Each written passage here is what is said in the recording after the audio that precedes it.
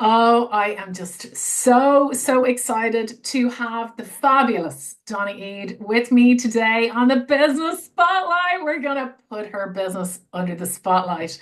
She is a fabulous podcaster. I'm sure she'll talk to us about her podcast and mentor for business owners. And you know what? She just told me just before I hit let's go that she's got something fabulous coming for virtual assistants. So, Donna, I'm so glad to have you here. Welcome to the I'm Spotlight. so excited to be here. Yay. Oh, and look, if you just literally saw, oh, Elaine's going live here, or you want to listen to the interview and you're like, I wonder what this is about. This is for you if you just want to be in, do you want to be? No, don't want to be in the cubicle anymore. If you're like, gosh, my life would be better if I could balance what I do with a business idea I've had. Or if you are in business and you're like, oh, this just isn't working. Maybe you need like a little pivot. So I love to talk to people like the fabulous Donna who are doing it so that you can just be inspired. So, keep listening because we're going to go through why she started her business and who inspires her and how she promotes her business and how people can work with her so that you can learn real practical lessons that you can apply for your business. So let's start off, Donna. Dive in. What do you do? I mean, I've said it, but I'm sure you can explain it a hell of a lot better than I did. What do you do? What do you do for a living? So I mentor business owners who want to amplify their voices and get their message heard by doing podcasts. So I have helped people who want to guest on podcasts, but my main driver is to get people starting their own podcasts and getting their voice out there. Oh, exciting. And why did you start this business? What inspired Uh, you? it's a little bit of a long story, but the short Cliff Notes version is I've always loved talking since the day I was born. I literally came out speaking, I think. And so it was always a very natural fit for me. And in 2014, I started listening to the amazing Amy Porterfield with her show that was then called the Online Marketing Made Easy podcast. She's just changed the name recently. And I was listening to her for the first 10 years of her podcast when it was called that. And then when I started my business in 2020, I knew that I needed some sort of pillar piece of content. We're all told you need to have a pillar piece of content that you can break down and use in. And I was just like, I don't want to do a blog. I was a wedding photographer for 10 years and I had a blog. And I was just like, I just don't get on with typing on a keyboard. I have got what I have coined keyboard dyslexia. So anytime I write with a pen and pencil, I can spell absolutely fine. When I type, something works faster than the other thing, whether it's my fingers or my hand, my mind, I don't know, but it goes all wrong. So I'm just like, I can't, the frustration is real. But talking, I've always been good at. So I was just like, well, why don't I give this podcasting malarkey a try? And so I decided to look into that, dove down a rabbit hole, set up my podcast. The business that I started in 2020 did not survive the pandemic, but the podcast did. And what started happening is people started asking me, how do you do your podcast? How does that work? And so I ran a few workshops and realized that, well, actually, this could be something I could teach people. I could do that. That's me in a nutshell. So yeah, that's where it came from and how it got started. Amazing.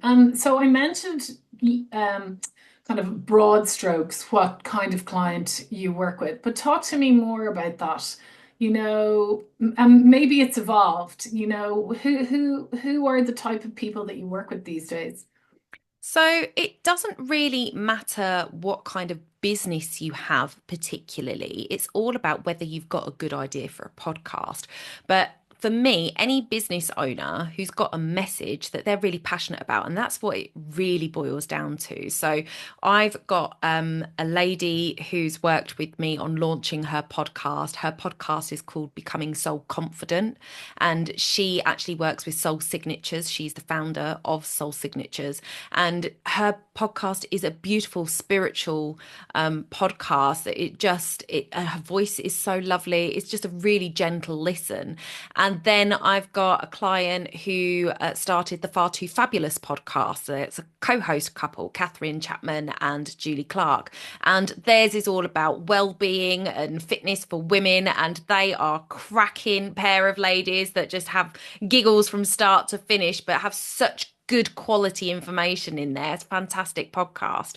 And really, it's about getting these people that are sitting there with this information, and you'll see them at networking events. You know, Elaine is a very good example of this, you know, bubbly, really excited about what they do, really passionate about helping people, and they're getting heard by so few people, and just giving them that opportunity to amplify that. So if that sounds like you're the kind of person that I work with. Oh, that's so cool. That's so cool. And this is it. You know, I often describe to my clients, they're doing this awesome work with people. Mm. But the only people that know are the people that they're working with. They're like, you know, that the hidden gem. Like, The best kept why? secret. Like, who wants to be a freaking hidden gem unless you're like some tourist destination? Like, you don't want to be a hidden gem, you know? And I often say, look, imagine a rugby match or any kind of match or sporting event with just the players. Mm. Like now, let's say something like networking, add on an audience, okay? But it's still just the stadium. You need to put in the TV cameras. Then, boom, you've got digital, you've got TV audiences. That's when you scale your business. And so you're dead right. And radio commentary and podcasting. So this is it. It's that amplification that is so important if you want to scale your business at all, you know? So fantastic. Now hang on, you mentioned something about VAs. So are you going to add something then as well for VAs? So one of the big problems for my clients is time. Like it's one of the big objections that I get when people are talking about starting a podcast. It's I haven't got the time. I haven't got the time, and I'm not going to sugarcoat it. Podcasting does take time. It takes effort, and so therefore you do need to have that. And one of the things that is has been taught to me over the years is one of the first things that you do in your business is as soon as you get to the right point is you hire a VA. It's the first hire in your business. It's the most effective in helping you to get all of the routine things done so you can focus on what you need to. And so I thought, well, wouldn't it be great to be able to give VAs a bit of a specialist skill set of being able to produce a podcast for their clients, which is, you know, an up level to admin, editing, and things like that. So they could charge a higher rate for that, but their clients then get that time back. So I am doing a 3 to 4 hour workshop with VAs that can walk them through the process of what podcasting is, you know, how to best help their clients record better so that they're actually getting it right in the recording to save the VA time in the after, and then how to simply edit podcasts, get them loaded, get the show notes done, and do all the production side of it.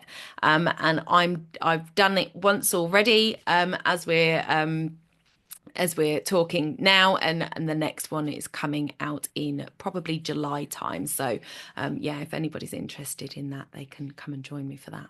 Ooh.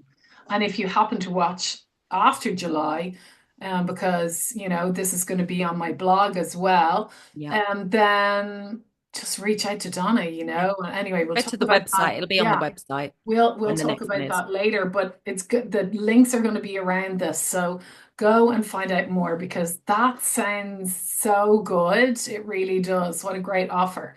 Tell me, what do your clients love about working with you? Oh, oh, toot my own horn. Oh. Go for it, girl. Go for Um, it. Tibble toot toots. the thing that I hear most often is that, you know, I'm there at the end of the phone. So one of the things that I particularly try to do with my clients is be available as much as possible in terms of communication, because so many people buy courses or programs and stuff, and the person that's actually delivering that program is there for the videos. You know, maybe that's live or maybe it's recorded, and you can't you can't reach them through the wall of their VAs and assistants and everything else. I have much more contact with my clients. I've got, a Voxer app and they can voice note me and I'll get back to them and help them. In fact, I had a client this morning doing exactly that, and I was able to send her something quickly by email that she needed. And then the other thing is that it's a step-by-step process. So I'm very step-by-step in what I've done. Something that I learned from Amy Porterfield is giving people that step-by-step. So I talk to you like you're a baby that has never done anything before, so that everything is there that you could possibly need. So you might think, oh God, I already knew that, but there will be something in there that, like, if I hadn't said it, you'd have missed a step and been like, oh, I don't know how I was supposed to get to there because it's gone wrong. So I just make sure that everything is step by step, and my clients really appreciate that as well. Brilliant. Yeah. I can't agree with you anymore. Like I'm the same. I'm not so step by step actually. That's not one of my strengths. But in terms of access to me, in my courses, everyone can come into a community and ask questions. And in my learning management system, they can all ask questions underneath. It's so important because Yeah. otherwise, what do? You've paid for this expertise, and then if it's if you can't readily understand it the way you learn, then it's a waste of money. So Mm. good for you. Fist bumps, I love to find another sister who is like that. I love it. It's so important and not to be underestimated. Um, what part of your business do you enjoy the most? I think podcast interviewing is my favorite. Like, I really enjoy talking to people. So, networking is like my number one thing that I love to do. I host the online Business Women Unlimited networking event, which I love seeing you at. It's so great because you are across the water, and it just brings us so much closer. And I always forget that you're over there. I'm just like, oh, I never get to see you in person. But it enables us to actually meet, which is fantastic. So I love networking and I love interviewing people. I just love finding out. I'm nosy. So tell me all about it. But I'm somebody who gets really nervous. So if I'm with somebody, I will often find that I do a lot of the talking, which I know is bad, but I'm very much like an open book. You set me off and I will just blah, and everything. You can, my whole life story by the end of an hour without a problem. But I always get nervous about asking people questions because I feel like I'm intruding or they might not want to answer that. So I don't really know what questions to ask. So it's really bizarre the way my sort of brain works. So when I'm in a podcast situation, I've got permission to ask the questions. So I don't feel so. So it's lovely. I love to do that.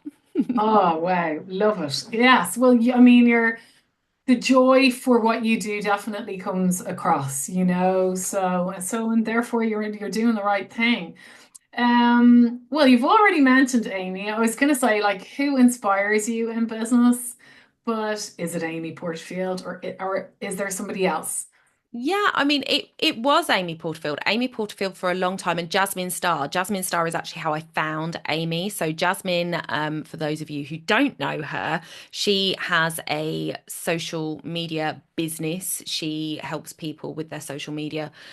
She has softwares and all sorts that help you with that. But she started life as a wedding photographer. So when I was a wedding photographer is when I found her. I was doing classes on Creative Live with her, and then it was on one of the end of those that she mentioned that she was on a podcast with Amy Porterfield. So I was like, oh, what's that? I've never even heard of podcasts at that point. And this was like episode 40 something of Amy Porterfield's.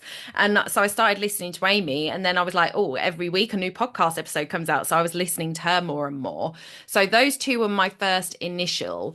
But for me, I have to say, I'm sorry, Amy, she's got a bit big for me. Yes. Like, Yeah. she's just, I don't want 20 employees. That's not the life I want. And I Yeah. don't want to sort of emulate that. So Yeah. for me, my biggest inspiration now is much more my peers, people around me that are making it work, with three kids hanging off them and, summer holidays to juggle, they inspire me because I don't have children. I don't have that excuse. And then, yeah, just people that are sort of out here making it work, people around me, that those are my inspiration because they're they're doing much more what where I want to be with my business rather than the sort of the big names that are millions and millions of pounds down the line and got teams that is just it's not what I want. Yeah, this is so on topic.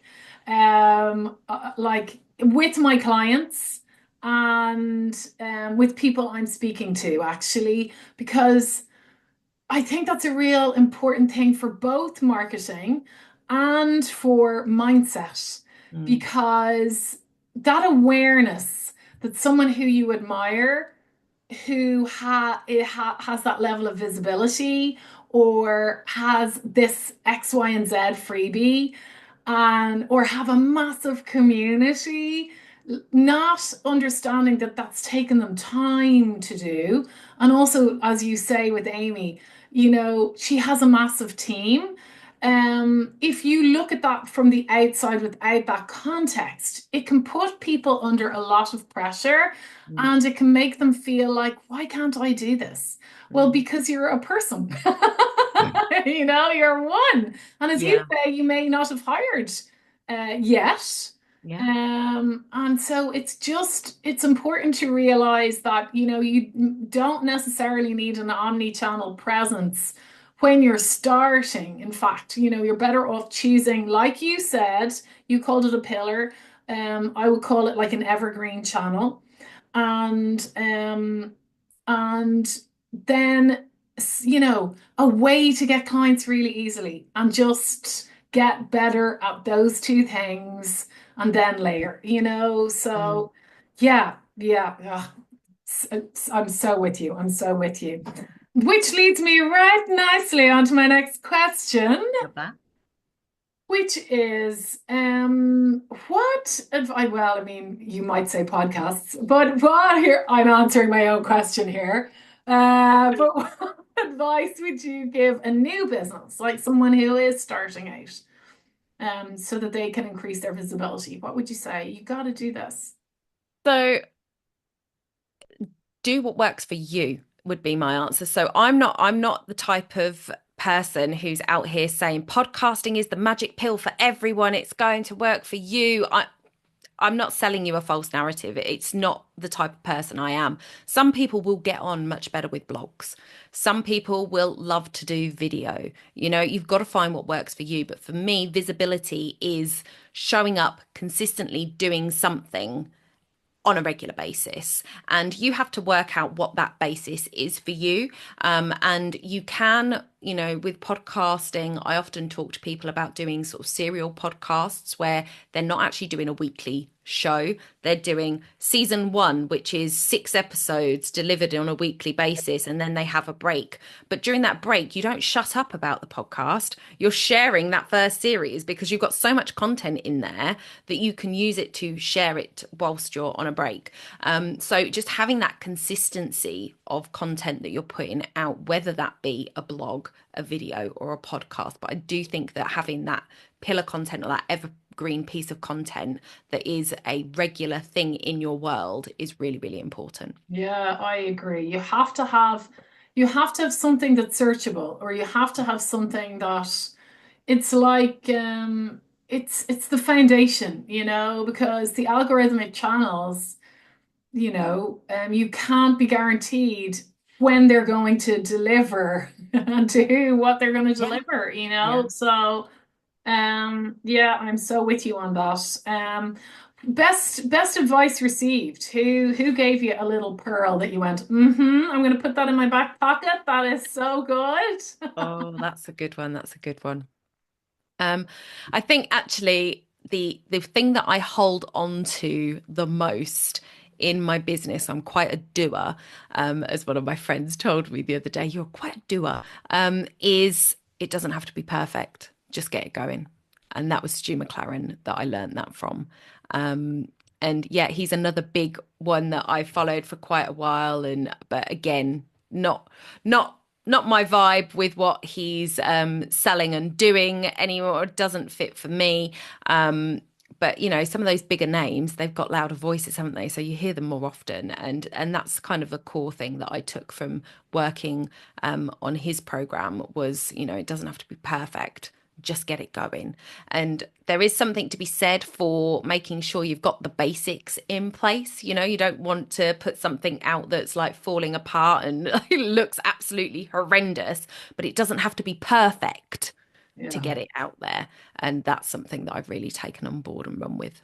Yeah, because you can always go back and improve it, Mm, yeah. as I am at the moment, as I'm quite a creator and I have a whole host of workshops and master classes and every so often I go back and go, oh, hang on, that would be way better if I added in X, Y, and Z, or actually no one really wants to print out stuff anymore. Why don't I just change the worksheets to be Google worksheets, or whatever it is. So I totally agree with you. You got to just hit that publish button and then you circle back. But circling back is the important part, not just Yeah. creating more and more and more. Which Yeah. guilty as charged. But that's great advice. How do you promote your business? So I am a LinkedIn girly. I love LinkedIn.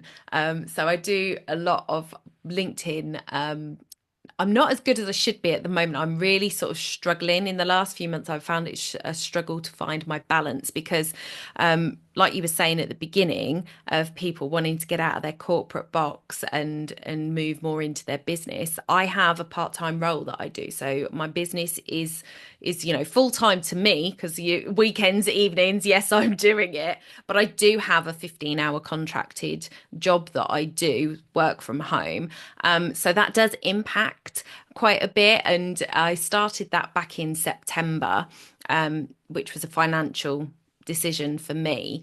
I just wanted to feel that there was consistency in my income and I was struggling to produce that in my business the way I was running it. So I decided to take that on. It was a perfect job that came to me through one of my clients, actually. And so it works really well for me. But it has been a bit of a learning curve to find that balance. And so LinkedIn is my favorite place to be to promote my business. My podcast is my main focus. So it's promoting my podcast, it's getting my podcast out there. I do run Facebook ads as well to my podcast. So it's sort of like all roads lead to my podcast. And then from there, people can connect with me and find out more about me. But it's about getting those episodes seen and heard by more people. Yeah, well, it's fabulous. So what's the dream then? What's the dream for the next year? So the dream for the next year is to launch this VA workshop, which we're doing currently, and get that out. And I'm hopefully going to run that kind of every other month. I'm launching a new podcast strategy workshop, which is going to be a low cost to get people in, those people that have just sort of got the idea that they want to do podcasting, but don't really know much about it at all or how they would fit it into their business. We're basically going to take my podcast strategy session that I do one-to-one with people, and we're going to workshop it together as a group of around 10 to 20 people. And that's going to be coming out soon as well. So getting those on the regular, they should be sort of one each month going forward. And then I'm going to be relaunching my program and releasing a self-study version of my podcast 8-week program that's currently out. So there's a lot to do in the next 12 months. So my business will look very different to the way it did last year by the end of this year. And I'm really excited about it. Yeah, gosh, it sounds fabulous. But it all sounds doable because it's quite tied together. Mm, So it makes sense, which is good, yeah. you know? So, speaking of that, how can people work with you? So the best place to come and find me and find out what I'm doing is my website, donnaeade.com. If they go over there, there's a work with me page, which I will be updating. Hopefully, it'll be updated by the time anybody's watching this, but we'll see. But yeah, so I'm going to be changing a few things on there. But I do podcast audits for people. So if people have already got podcasts and they're just like, well, actually, I don't know how to improve it, I do podcast audit sessions. I have my 8-week program, which I'm extending to a 12-month package, which is a lot more comprehensive and I've got a little bit more mindset element to it, coming out. And then the 8 week program is basically that step by step, do it yourself, get it done. But in each of those, you still get access to me so that you can talk to me if you get stuck, you can ask questions and get help. And then the VAs, obviously, if they want to come and learn production of podcasts so that they can up level and help their clients more, that'll be there as well. So yeah, lots of ways. And you know what you haven't mentioned? What have I not mentioned? The name of your podcast. Oh no, I haven't, have I? My amazing podcast that knows that best kept secret. I just realized that there. I was like, I swear we haven't actually We mentioned haven't, the no. name of your podcast, which is phenomenal. And you've had such amazing guests as well. Yeah. So, Donna, how can people search for your podcast and put it into their favorites? Okay, so it is called Mindset and Action, and the and is an ampersand. So if you type in Mindset and Action and it doesn't come up, change it to the ampersand, or type my name in, and you will find that plus my other podcast, My Podcast Action, which I did one series of and then got distracted. So there may be another season of that coming out at some point. But yeah, those are my podcasts. Mindset and Action is the main one. It's been going for 5 years, just celebrated its 5th year in April, and we had a in-person event to celebrate that. And so there is a section on there that was probably just about ended. So if you go back the last sort of 6 episodes will be the live sessions from that event, that you'll be able to listen to what went on at the event, which is fabulous. So yeah, and I Oh, have had some amazing guests on. Amy Porterfield's been on twice, and I had Denise Duffield Thomas on in April. Well, yeah, the end of April. So those were fantastic bucket list guests, bucket list guests. yeah, they really are. Congratulations, and You. here's to your success because you shall have plenty of it. Thank you so much for joining me today on the Business Spotlight. Thank you so much for having me, and